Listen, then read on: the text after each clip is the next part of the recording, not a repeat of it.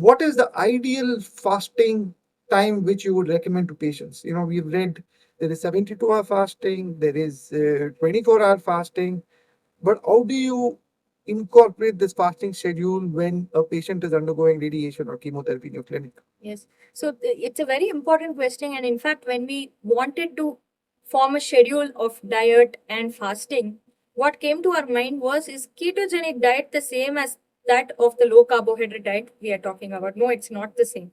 See, ketogenic diet is something where the total fuel requirement is not based upon glucose itself. And to do a ketogenic diet, it's not very easy. And ketogenic diet has its own negative effects as well.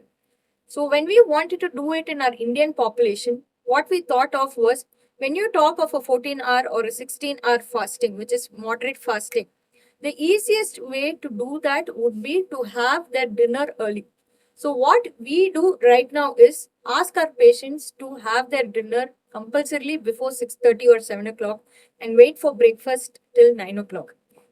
This is the easiest form that they can go into an intermittent fasting. And also during the daytime, we put them with a specific diet chart which controls the level of glucose that they take, or it could be based on a low glycemic food rather.